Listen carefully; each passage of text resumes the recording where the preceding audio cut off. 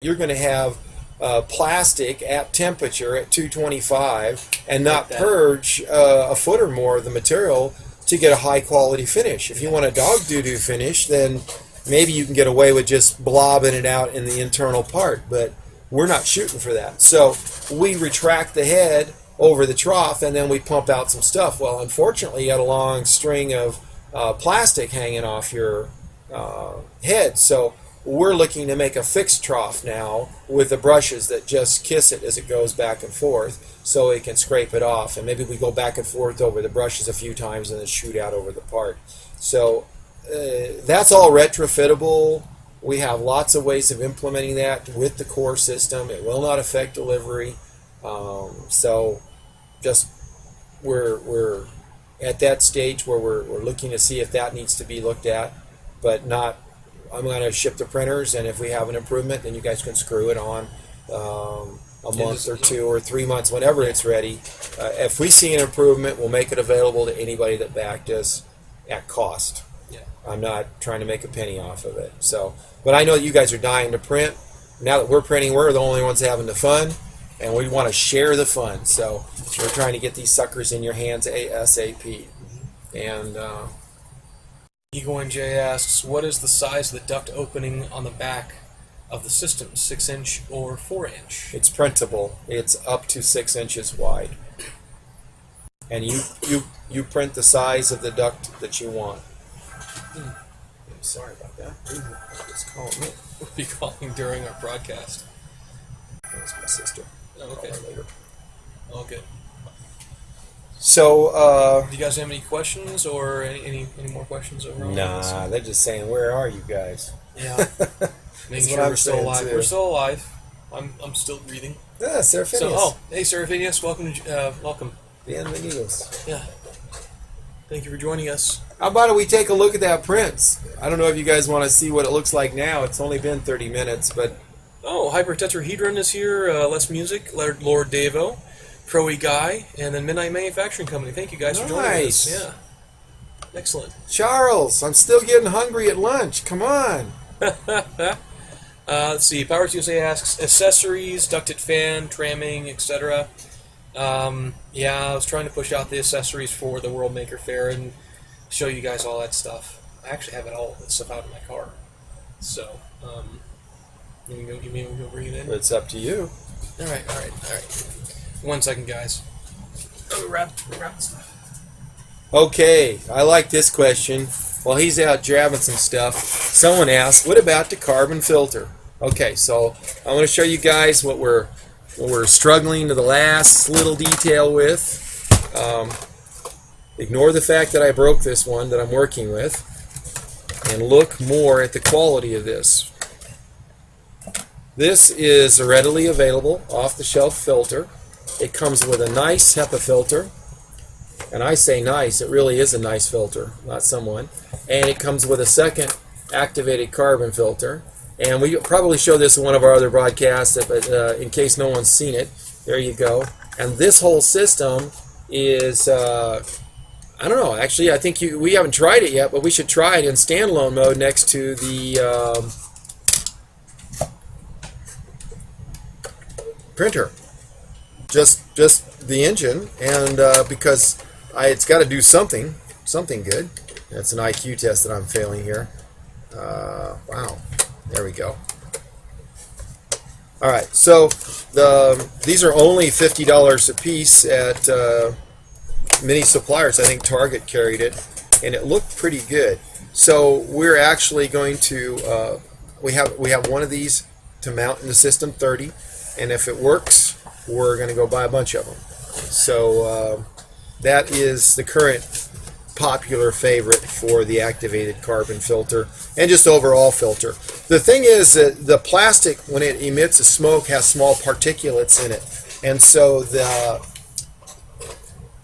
HEPA filter, which is the white filter you just saw, that helps a lot. The carbon filter helps with actual gases, but the HEPA filter pulls the particulates out of the air, and that makes for a big difference.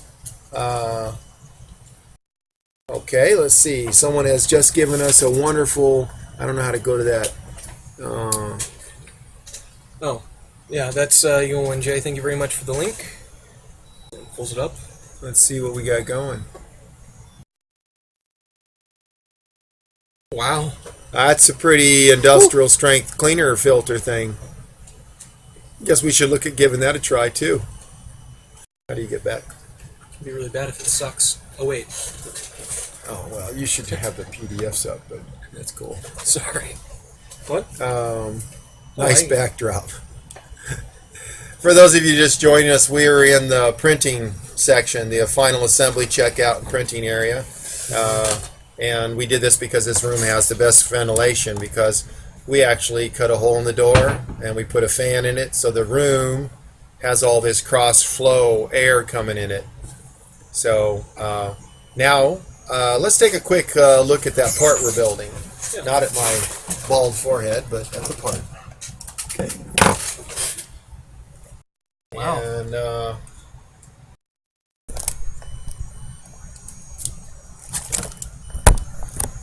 think that's washed out a little bit when I come in from that angle, but from this angle. Mm-hmm. So you can see it's still coming along, and I don't know, Jorge might end up with a chair yet. I know. It's the farthest we've ever gotten on this part, so you guys are watching history in the making. Yes. El Gigante. Yeah, I got it. Okay.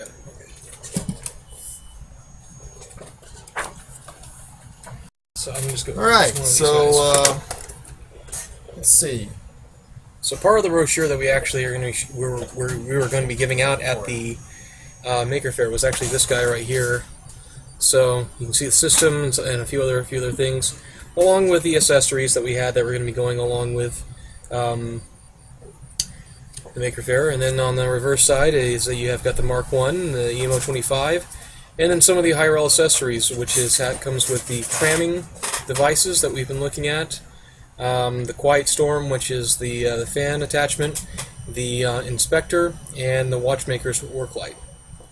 So, and all of those guys are mentioned down here. The only thing that, as you guys probably can see right here, that's the watchmaker's work light, which is this guy right here. That can't necessarily go on the system just as of yet. Can you put the PDF of these up on the website? Yes. That was the next thing I was going to work on. That's really easy to do, I think. Yeah. I think So- content upload is pretty straightforward. So, but if you wanted to know more information about each individual pieces of the actual accessories, is that we have all these guys ready to go for the actual show, so you can actually see what it was, key features that go along with it, some pictures as to how it works, some diagram diagnostics as to what each individual part is, and yeah, that was for the engine and that was for the system. Nice. And then the hothead and also the emulsifiable extruder and stuff like that. So, and then all the information was pretty much on the back as to what it pertains to on the actual matrix and some of the tech specs. So we've got a lot of the information. It's just now about putting it up online and letting everybody see it for the world. And if you guys wanted to purchase them, you can do that at that point in time too. So lots of work getting this stuff done. So E1J says, so that small motor seems to be working out on the Mark 1. Yes. Yes, it is. So when do you deliver the systems? Vent and filter won't be on them yet? No. No, we don't know what kind of duct you're going to have. I think we mentioned this in several of the broadcasts, that some people have 6-inch, some people have 5-inch, some people have 3-inch, so it's going to be your first thing to print and then hook it up. So, Carlos, you says, I want a Quiet Storm, please. Okay. he's talking about one of these, I think. Yep, yes he is. So, Now the hose does get a little bit longer than that guys. It's not just the three little guys. yeah, right they there. snap apart and go back together again. So, but they are quite industrial strength. Now these are completely controllable via G code or M code. You just give it an M code with the percent duty cycle you want, and off it flies. So you can take it to any level you're hoping to run at.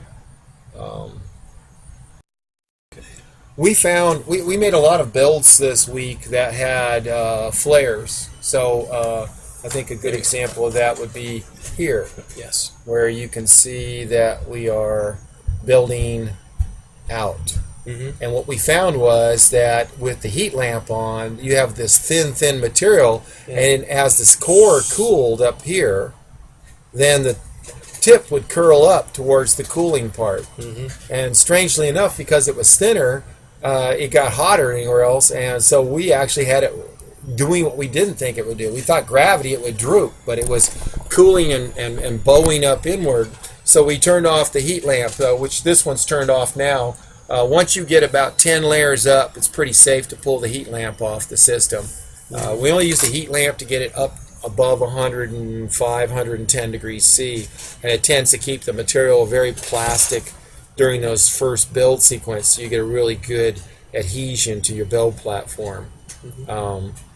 This one right here has one little corner that's popped up, but it looks like the rest of it's staying down, and we've had the heat lamp off for 25-30 minutes now, actually for almost the entire for time. the broadcast, yeah. So it's looking good. A part this large, if you don't stress relieve it with the heat, you're gonna have a bad time. Yeah, it's not going to be as much fun as they told you in the brochure. So there you go. All right. You know, it's. I mean, we're feeling great about the progress, and it feels good to be printing on demand finally. The only trouble I've had this week has been when the newer software, as I was experimenting, would turn off the heater and I didn't know it. And so I've gone through and made lots of checks and fail safes and redundancies to it. I've added quite a few features that were previously not available. And for those of you guys that might be interested in the features this week we're working on, I am trying to perfect the swapping between two heads so that you can print from one head to another. And I'm trying to make it so that it's editable, the sequence of moves it makes when it swaps from one head to another. And that's very important because you have to turn off the one head or reduce its temperature. In order for it to you work. need to stop the material flow. You need to make sure the other head's at temperature, and you need to also make sure that its material flow has been purged properly, similar to doing a skirt or something like that. But obviously, if you're deep in the part, there's no way you can run a skirt because the skirt's down below the part, your surface you're working on. So as I work through that, it'll be more interesting. The other thing I'm looking at's not the right word, but the other thing I'm trying to accomplish this week is the pause at the end of this layer feature so that you can start and stop at any given layer.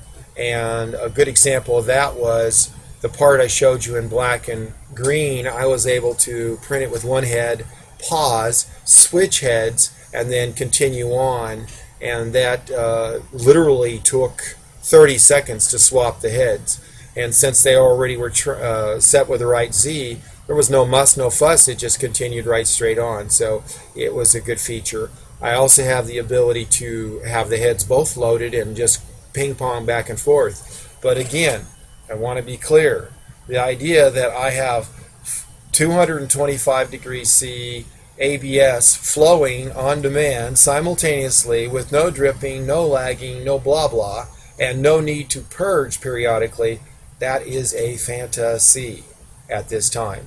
Now, we'll move on to newer head designs that actually can accommodate a lot better performance. But right now, we're printing, and it's a little bit slow, but the quality's quite good, and that's what we're looking for, and we will keep speeding up. You saw that we have the little motor running, and actually it's been running quite well. It's been a champ. Quite well. I'm very pleased with the little motor.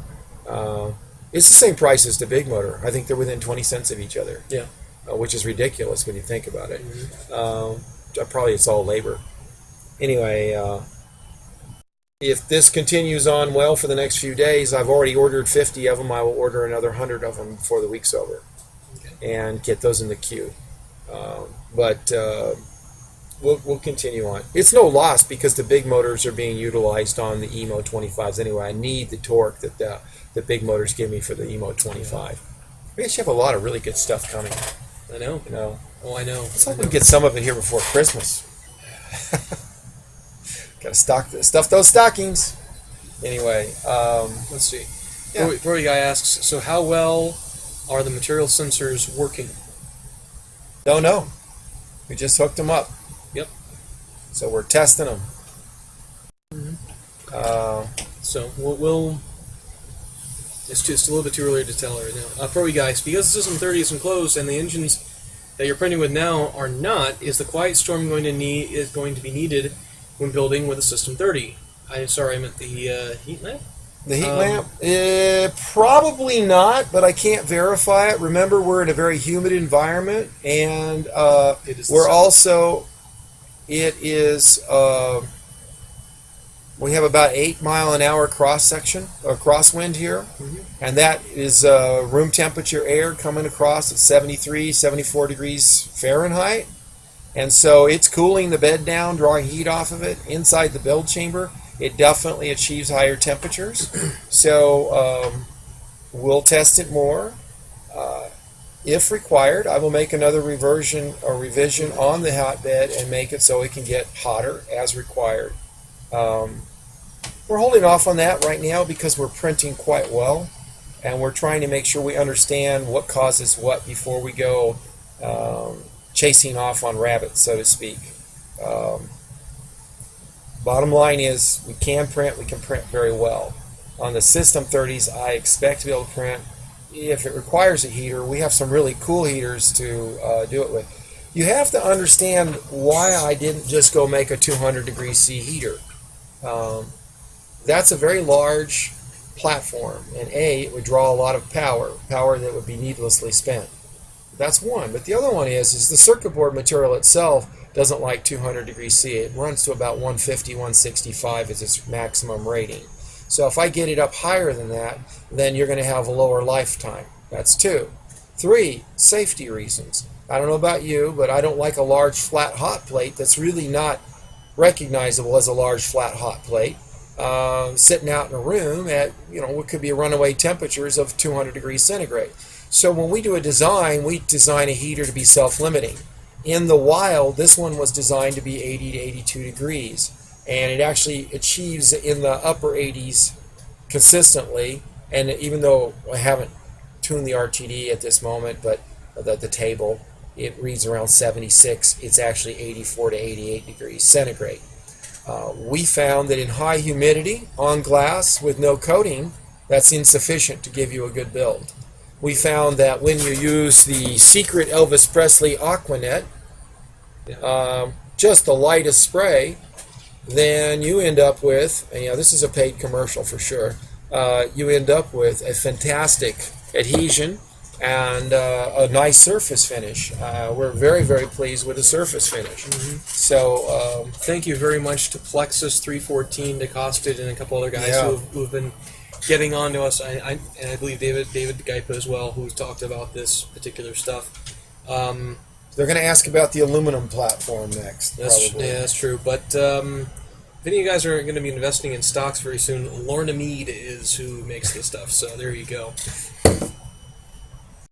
Because the stock's going to go through the roof. I don't know about that, but anyway. So about the aluminum, we looked to try and use a plate, but the truth of it is the mass really increased when we went to the aluminum plate. So we are trying these other avenues, and we're trying some thin aluminum, like 062 sheet. The problem is that the aircraft alloy we were recommended, the 7075, is hard to get in that. So I have some samples on order. They should be here midweek this week. Are you cleaning up the Aquanet on the platform or just spraying new layers? Good question, DeCosted. I have the world's greatest spatula right here, baby. And this puppy has been ground to a razor point. Yes, and we use that to get the parts off. And it also serves to smooth and scrape it out. But I don't scrape it right to the glass right now. I just put the lightest coating. And it turns out that works out just good. It's just like a fog. Whoosh, done. I mean, one of these cans could last you for months. It's not like you use very much. Yeah. It's not like your mom in the 60s. That was a hair-raising time. So, very nice. Very nice. what I like to do is I use a razor blade to get on one of the corners, a little flat razor blade, and then I come in with this, and I stick it right under the razor blade and just go, and it pops right up. And then I take this and go back and forth a few times just to relieve any bumps. And then I will, while I'm trying to wait for it to get hot and everything, I just go just a little, that's it. Nothing more. And then it's ready to go. I mean, it's 30, 40 seconds. When the build platform's hot, this stuff fixes immediately. It's not like you got to wait 10 minutes to go to town. Yeah. And thank you very much, Lord Davo. So, I got those at the dollar store. No. He's the one who was talking about, well, you put this underneath here. Oh, yeah, that's true. Yeah, so. All right, Dave. Once again, you get the anti-Rube Goldberg reward of the week. That's right. Lord Davo gives us all kinds of great ideas. He really does. I mean, he's got a very practical mind. Yes. So, God bless you, Lord Davo. As they say, common sense is quite uncommon. I like that. Good. Wow. Oh man, this is looking beautiful, guys. There's going to be a little cleanup because it actually has a big gap in the build where it jumps from one guy to the other, and there'll be little hairs. But I'm not going to complain. I'm just looking to see if that comes out. I wonder. We started at 4. Oh, it's going to run all night long. Yeah, it's not going to be done until about 6 or 7 this morning. I'll be up when it's done. It's got roughly, was it 300,000 lines, almost 300,000 281,000. 281,000 But who's lines. counting? Who's counting? I know. I didn't check to see what it calculated as runtime. It's going to be between 11 and 14 hours, I think. Originally, when I sliced it, it was 17 hours. Well, that's something else you guys might find interesting. We've been using MeshLab. So what we use MeshLab for is we export our STL files from our Libre, and I'm sure everybody else with AutoCAD and SolidWorks and stuff, they all have a similar experience. So when you export it, a lot of times there are duplicate vertices, duplicate faces, and also places where the lines don't quite touch each other in the mesh. And so with MeshLab, there's a couple of cleanup options you can do, and they make a huge difference in the quality of your print.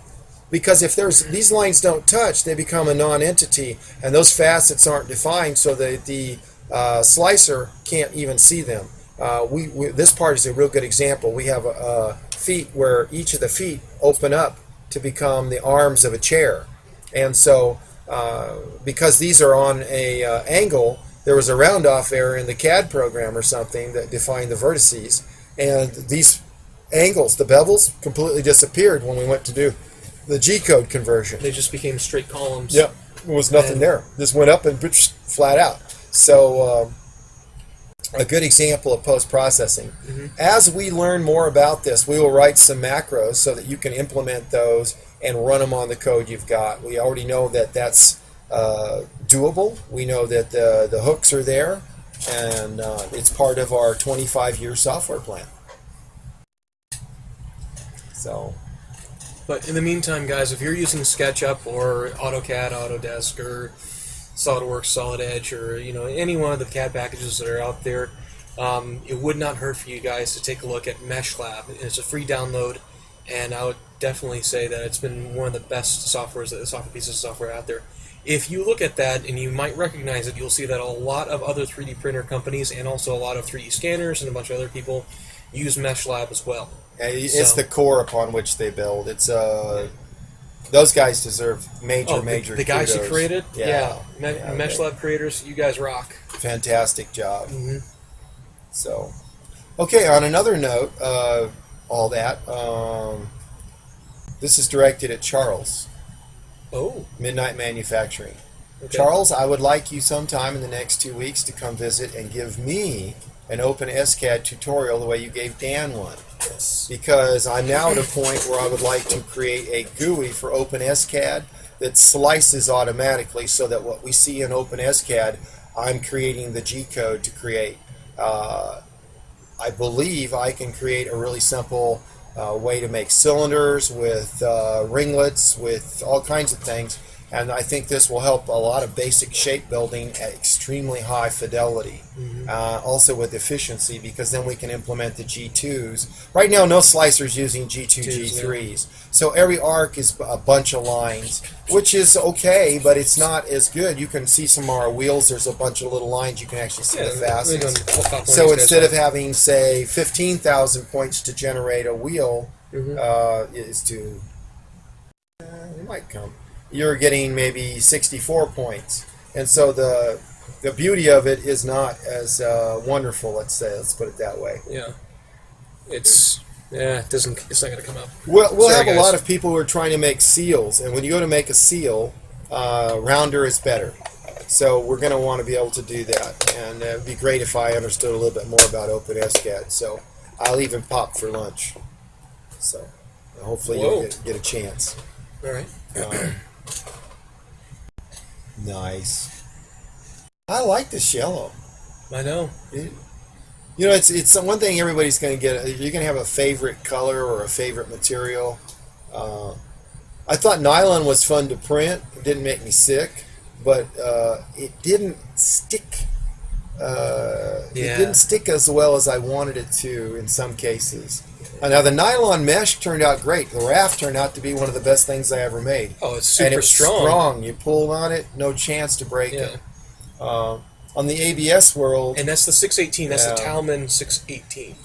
So we have yet to try the T-Glass and a few other versions of stuff. So Cool beans. Sorry. No, I was going to say on the ABS world, the color, the green and the yellow has been looking good. The blue printed pretty good. The black actually looks pretty good. I got to print more in the black because it really does puddle a little bit if you get it over 10. Yeah. The black seemed to be like it could print at 10 degrees cooler than the other colors. That goes along with what Ron was telling us and a bunch of other people. So it just puddled out a little bit faster. Yeah. So it has a lower melting point for some reason. I'd like to know what they use to make it black. If it's carbon, that makes sense.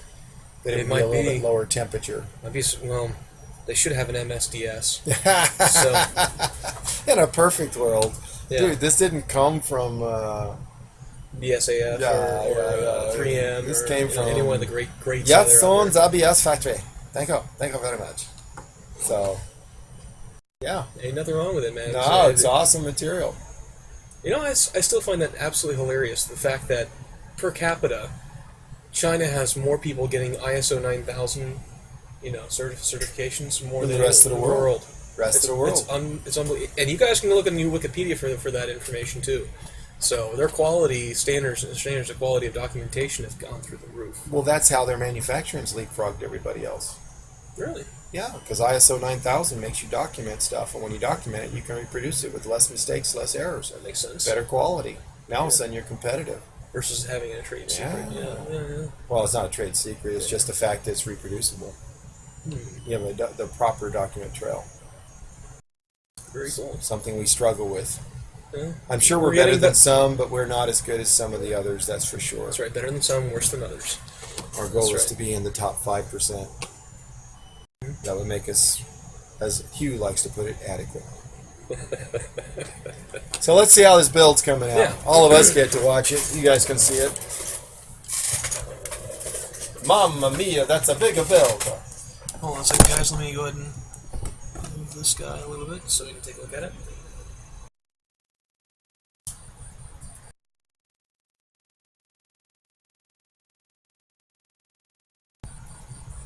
I sure hope he likes this color. Oh, I know. This thing is huge, though. It's pretty good size for a print, especially with that kind of mass to it. Well, and that's a good test of the x-axis. We've never printed something this heavy before. That's true. Obviously, the Y doesn't care because it's not going to change. Nah, the Y got lighter than anything.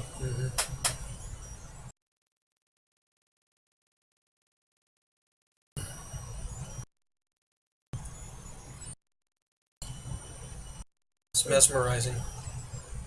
Totally.